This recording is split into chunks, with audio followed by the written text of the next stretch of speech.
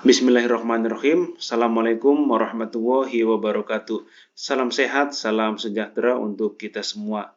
Nah, teman-teman, di video kali ini saya akan menginformasikan bahwasannya ujian pra-pendaftaran ujian EPS Topik G2G Korea Selatan sudah ada dan sudah diupdate per tanggal 12 bulan Februari tahun 2024. Baru hari ini diupdate oleh BP2MI. Nah, kita sama-sama baca pengumumannya dengan seksama dan mohon dipahami. Jadi bagi teman-teman yang mungkin membacanya terlalu banyak dan lama, cukup dengarkan video ini sampai dengan selesai. Cukup dengarkan video ini sambil santai, sambil ngopi ya teman-teman. Nah, jadi ada G2G Jepang, Korea Selatan, Jerman, dan Saudi Arabia. Kita buka di G2G Korea Selatan, kita lihat pengumumannya. Nah, ini adalah updatean hari ini, di mana hari ini tanggal 12 Februari 2024. Dan yang membuat saya takjub, menakjubkan, amazing adalah pengumuman ini dilihat lebih dari 97.000 orang, teman-teman. Jadi memang peminat bekerja di Korea Selatan ini sangat-sangat membludak ya dari tahun ke tahun. Kita lihat drastis sekali nih. Ini 3.000 orang, ini 1.900, 2.500, 2.900, 3.800. Ya, per tanggal 12 Februari lebih dari 97 orang melihat postingan ini. Jadi teman-teman, postingan ini adalah postingan yang paling ditunggu-tunggu oleh pekerja migran yang mau bekerja di Korea Selatan. Nah, mohon maaf teman-teman, saya buat video kali ini agak panjang, sekaligus menjelaskan juga sepengetahuan dan sepengalaman saya yang pernah bekerja di Korea Selatan di sektor manufaktur. Nah, ini adalah pengumuman pendaftaran program G2G ke Korea Selatan dengan sistem poin tahun 2024. 97.000 teman-teman yang melihat website, melihat pengumuman ini. Nah, ini adalah pengumuman pembukaan ya, seperti biasa tahun ke tahun biasanya sama. Nah, saya akan menjelaskan mulai dari sektor pekerjaan dan kuota, di mana sektor yang paling legend biasanya di Korea Selatan itu hanya ada 2 sektor. Yang pertama sektor manufaktur, yang kedua sektor fishing. Nah, tetapi di tahun 2023 ada tambahan satu sektor, yaitu sektor shipbuilding, baru 2023. Tahun 2024 ditambah lagi teman-teman. Jadi yang semula 1, 2, 3 sektor, ada 5 sektor. Ada servis 1 dan ada servis 2. Nah teman-teman, mohon dengarkan paparan saya untuk bisa menjelaskan kuota dan spesifikasi pekerjaannya. Nah, di manufaktur itu kuotanya 7.129 orang. Nah, ini adalah kuota kelulusan. Jadi setelah lulus ujian EPS Topik, lulus ujian skill test, nah baru didapatkan nanti kuotanya yaitu 7.129 orang.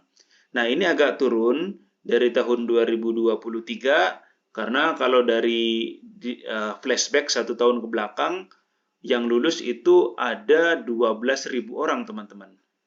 10.000 orang pertama dan 2.000 orang lagi tambahan. Jadi ada sekitar 12.000 orang yang bisa lulus ujian EPS Topik tahun 2023. Ini ada penurunannya.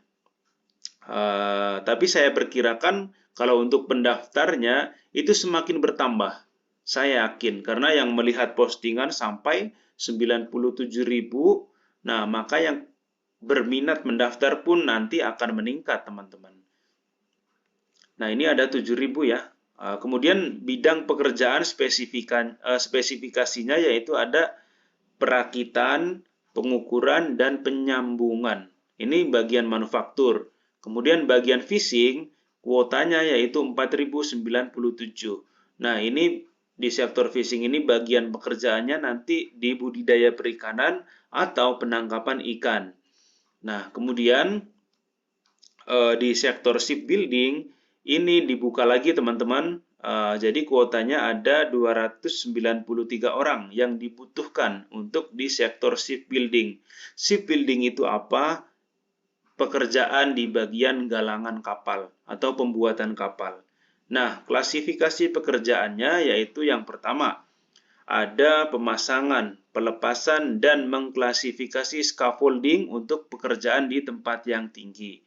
Kemudian ada pemasangan pipa dan bahan insulasi struktural untuk perlindungan pada kondisi dingin maupun zona dan cairan suhu tinggi. Kemudian ada grinder atau gerinda, bekerja untuk memfasilitasi pengecatan dengan menghapus dan menghaluskan area yang tidak sama dari permukaan las. Kemudian ada welding. Welding ini pengelasan ya teman-teman, sambung menyambung logam, besi dan lain-lain. Kemudian piping, memasang berbagai mesin dan peralatan untuk kapal. Ini kelistrikan juga ya. Kemudian shipbuilding related manufacture. Ini manufaktur yang terkait dengan produksi pembuatan galangan kapal. Nah, ini adalah sektor shipbuilding, ada 6 jenis klasifikasi pekerjaan. Nah, kemudian lanjut yaitu servis 1. Nah, kuotanya yaitu 101 orang yang dibutuhkan. Nah, spesifikasi pekerjaannya yaitu yang pertama ada treatment pembersihan limbah konstruksi dan bangunan. Kemudian penanganan material untuk daur ulang. Kemudian penanganan penyimpanan barang-barang yang didinginkan. Kemudian ini frozen ya. Kemudian kegiatan yang terkait dengan penerbitan buku dan majalah, ini publish. Kemudian pekerjaan terkait perekaman musik dan suara. Nah, kemudian tukang pembersihan umum bangunan. Kemudian pengumpulan, pengolahan, dan pemisahan limbah sisa produksi. Kemudian penanganan, pemilahan makanan, minuman, dan rokok. Kemudian penanganan barang grosir, makanan segar, kering, asin, dan beku. Kemudian kegiatan kurir, antar mengantar barang, jasa ekspedisi mungkin ya. Kemudian kegiatan lainnya yang bersifat insidental terkait transportasi udara. Kemudian penanganan kargo udara dan darat. Ini ada 12 klasifikasi pekerjaan di bagian servis 1. Tapi kuotanya hanya sedikit yaitu 101 orang. Tapi tidak apa-apa, tidak ada salahnya dicoba kalau memang punya keahlian ini. Nah, kemudian di servis 2 yaitu kuotanya banyak teman-teman. 4.782 orang.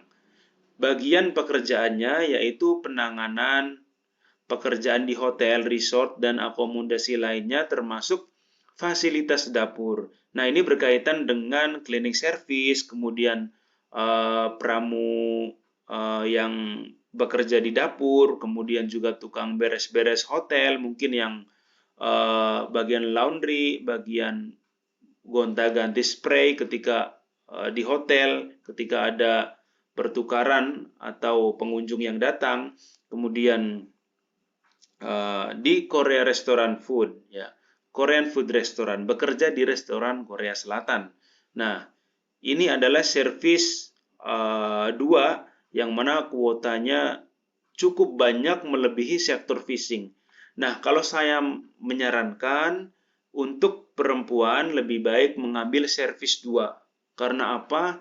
Karena kalau di manufaktur itu susah persaingannya dengan pekerja yang laki-laki. Ya memang banyak juga yang terbang, tetapi di tahun 2023 itu hanya 3% teman-teman. Jadi perempuan yang berangkat ke Korea Selatan hanya 3%. Jadi 97% itu laki-laki. Makanya ya sangat sedikit lah ya, 1:10 kali. Kalau misalkan 1 perempuan bisa jadi 10 laki-laki ya kuota keberangkatannya. Nah, jadi saya sekali lagi menyarankan kalau perempuan lebih baik pilih sektor baru di servis 2 karena ini juga banyak dibutuhkan oleh Korea Selatan. Karena Korea Selatan menganggap pekerja Indonesia itu rajin, ulet, dan tekun, teman-teman. Makanya tidak heran kuota diberikan Korea Selatan 4.700 lebih untuk pekerja dari Indonesia. Ini bisa juga untuk laki-laki sebetulnya, laki-laki dan perempuan bisa melamar. Tapi saya sarankan untuk perempuan bisa melamar di servis 2 untuk sektor pekerjaan yang baru. Nah, kemudian persyaratannya yaitu kualifikasi umum, usianya 18 sampai 39 tahun saat mendaftar. Kemudian pendidikan SMP tapi diutamakan SMA, teman-teman, atau SMK ini untuk pendidikan. Nah, untuk phishing diutamakan lulusan SMK Perikanan. Tetapi kalau untuk servis 2 diutamakan jurusan perhotelan atau tata boga. Nah, ini auto untung nih. Kalau misalkan yang SMK jurusannya perhotelan atau tata boga atau kuliner mengambil servis 2, itu peluang lulusnya lebih besar lagi. Nah, kemudian tidak buta warna total dan buta warna parsial. Yang dinamakan buta total, dua-duanya tidak bisa melihat warna. Tapi kalau parsial itu salah satu. Itu semuanya tidak boleh, karena matanya harus normal. Nah, kemudian tidak memiliki cacat jari, tangan, dan kaki atau amputasi. Tidak sedang dicekal bepergian ke luar negeri. Belum pernah dihukum penjara atau hukuman yang lebih berat. Tidak memiliki catatan deportasi atau keberangkatan dari pemerintah Republik Korea. Kemudian tidak punya riwayat penyakit TBC, hepatitis, sifilis, atau HIV dan penyakit menular yang lainnya. Kemudian memiliki alamat email dan nomor telepon HP yang masih aktif. Kemudian memiliki tabungan BNI Taplus PMI G2G atas nama pendaftar sendiri. Nah, ini yang terbaru, teman-teman. Jadi memang sebelum kita ujian MPS topik, kita harus punya tabungan PMI G2G, tabungan BNI. Karena apa? Karena nanti tabungan ini juga dipakai pada saat sudah lulus bahasa Korea dan apply visa di Korea Selatan itu auto debit, teman-teman. Jadi nanti terpotong otomatis melalui BNI Taplus PMI G2G. Nah, tidak pernah bekerja di Korea Selatan lebih dari 5 tahun, termasuk penggabungan dengan menggunakan visa S9 dan visa S10. Nah, yang dibacakan tadi di atas itu semua visanya jenis visa E9 ya, atau kalau shipbuilding E10 ya visanya. Kemudian kualifikasi khusus sektor perikanan fishing memiliki sertifikat Basic Safety Training atau BST atau Basic Safety Training Fisher atau BSTF. Ini bagian fishing, bidang perikanan yang dikeluarkan oleh Kementerian Perhubungan dan Kementerian Kelautan dan Perikanan. Jadi kalau mau mendaftar fishing harus punya sertifikat BST, teman-teman. Nah, kalau tidak punya sertifikat ini, maka auto tidak lulus verifikasi, auto tidak lulus ujian EPS topik. Nah, kemudian ini penting bagi yang pernah bekerja di Korea Selatan lebih dari 5 tahun tetapi tetap mendaftar, maka yang bersangkutan akan auto ditolak untuk mengirim dokumen melalui Sending Public Agency System oleh HRD Korea. Dan CCVI-nya akan ditolak oleh pihak imigrasi. Jadi jangan coba-coba yang sudah bekerja lebih dari 5 tahun di Korea Selatan tetapi mendaftar lagi, itu auto ditolak. Kemudian selanjutnya bagi bahwa saat ini data pencari kerja roster di Korea Selatan terdapat calon pekerja migran Indonesia wanita yang belum dipilih pelamar. Nah, jadi hanya 3% itu, teman-teman. Pekerja wanita itu ya yang dipilih oleh perusahaan Korea Selatan. Jadi sangat tipis peluangnya. Nah, tipis tapi bukan berarti tidak bisa berangkat, bisa, tetapi tipis. Nah, kemudian ketentuan ujian. Dalam sistem poin, pendaftar akan dinilai bukan hanya terbatas pada kemampuan bahasa Korea, tetapi juga pengalaman kerja, kemampuan, keterampilan pada bidang yang dilamar. Ujian yang dilakukan sebanyak 2 tahap. Yang pertama yaitu tahapan ujian EPS topik. Bentuk ujiannya pilihan ganda, membaca dan mendengar. 20 pertanyaan selama 50 menit. Jadi selama 50 menit itu reading dan listening. Kemudian setelah itu ada tes buta warna. Kemudian ada tes pengukuran tinggi dan berat badan. Nah, begitu teman-teman. Jadi skor minimal kelulusan EPS topik ditentukan oleh pihak HRD dengan dipilih sesuai dengan hasil urutan dengan skor tertinggi. Jadi nanti dinilai dari segi ranking teman-teman. Misalkan ada yang mendaftar ujian bahasa Korea 30.000 orang. Nah, diambil 7.000 yang tertinggi, dia yang akan diambil dan dinyatakan lulus ujian EPS topik. Nah, kemudian tes tahap kedua yaitu skill test.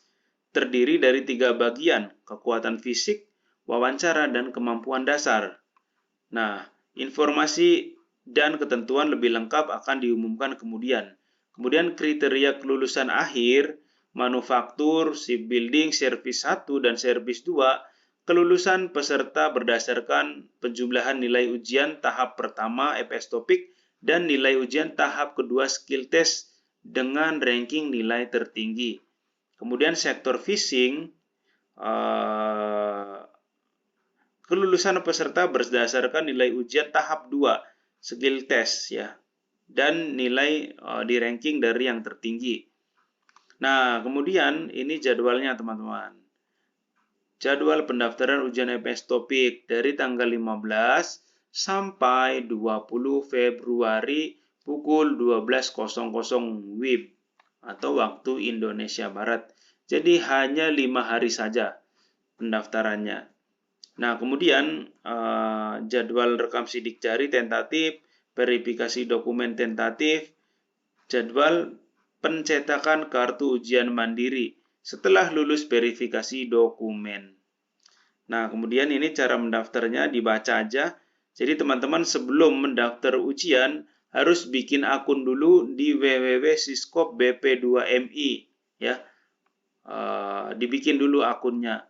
Setelah akunnya bikin, kemudian baru lengkapi data-datanya seperti KTP, paspor, foto, kemudian buku tabungan yang sudah dibuat, kemudian masing-masing semua di-scan, kemudian di-upload teman-teman. Nah, untuk biaya pendaftarannya sendiri berapa? Yaitu sebanyak 28 US dollar. Atau kalau dirupiahkan pada nominal rupiah, yaitu sebesar 442.754 rupiah. Nah, ini adalah menyesuaikan dengan kurs dolar ya. Kemudian pembayaran dilakukan menggunakan kode bayar yang tertera pada hasil cetak pembayaran pendaftaran online. Jadi setelah bikin akun Siskop BP2MI, lengkapi semua datanya. Setelah sudah lengkap, dicetak. Kalau sudah dicetak, bawa cetakan tersebut ke teller atau ke bank BNI terdekat teman-teman. Jadi ada kode bayarnya di situ. Nah, kode bayar tersebut nanti otomatis kita sudah mendaftar ujian EPS topik. Tinggal nunggu verifikasi dokumen. Nah, pembayaran biaya ujian diterima selambat-lambatnya 20 Februari pukul 12.00. Lebih atau lewat dari 20 Februari, maka otomatis tidak terverifikasi ya, teman-teman. Bahkan bisa jadi dikembalikan nanti, karena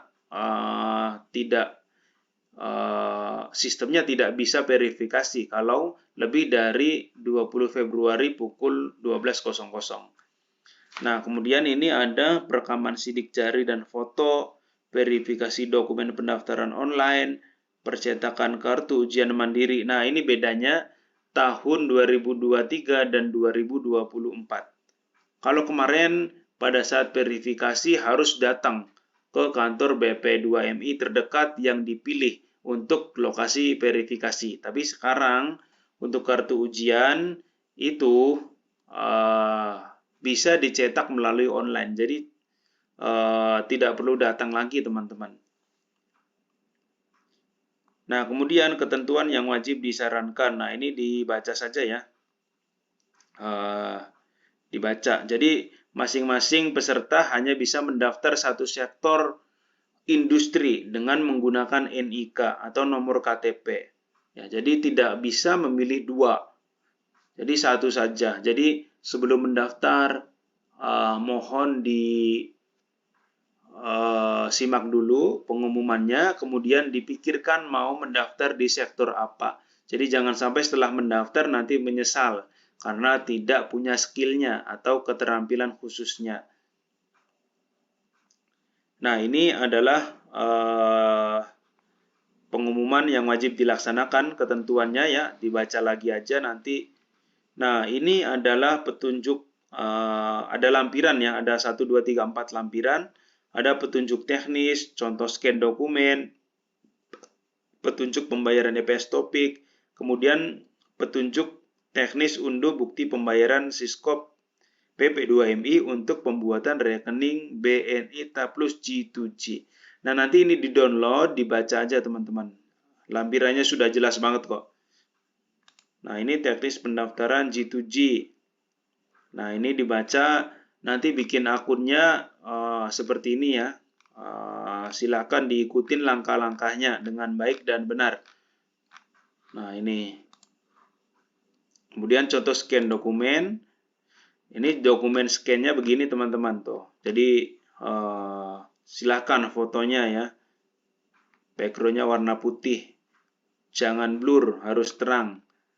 Nah, kemudian KTP-nya juga salah nih. Begini nih. Tapi harus begini ya. Nah, kemudian paspor. Nah, diikuti saja prosesnya, diikuti saja prosedurnya. Nah, kemudian yang terakhir yaitu petunjuk teknis unduh bukti pendaftaran. Nah, ini yang nanti akan dibawa ke bank, ke teller BNI untuk mendaftar ujian EPS Topik. Jadi setelah dicetak, kasih saja ininya ke petugas bank BNI. Nanti juga diurus ya. Nah, jadi itu saja teman-teman pengumuman dari saya. Silahkan dibaca-baca lagi dengan cermat. Dan bagi yang berminat bekerja di Korea Selatan, pastikan skill kita, kemampuan kita ada di mana. Karena saya miris akhir-akhir ini melihat ke Korea Selatan adalah sesuatu yang tujuannya baik, tapi sampai di sana akhirnya melenceng dari tujuan yang ada. Biasanya begitu. Karena kerjanya berat, karena pekerjaannya tidak cocok, akhirnya pilih pindah dan kabur dari tempat kerja, dan itu sangat merugikan teman-teman. Bukan hanya merugikan diri sendiri, tapi merugikan teman-teman yang lain yang mau bekerja di Korea Selatan karena Korea Selatan punya hak prerogatif untuk memutus kerjasama di beberapa sektor. Oleh karenanya tetap jaga nama baik pekerja Indonesia di sana, jangan berbuat yang neko-neko agar Korea Selatan lebih loyal lagi memberikan kuota banyak kepada Indonesia untuk bisa bekerja di Korea Selatan. Mungkin itu saja video dari saya. Semoga bermanfaat. Jangan lupa like, subscribe. Terima kasih. Assalamualaikum warahmatullahi wabarakatuh.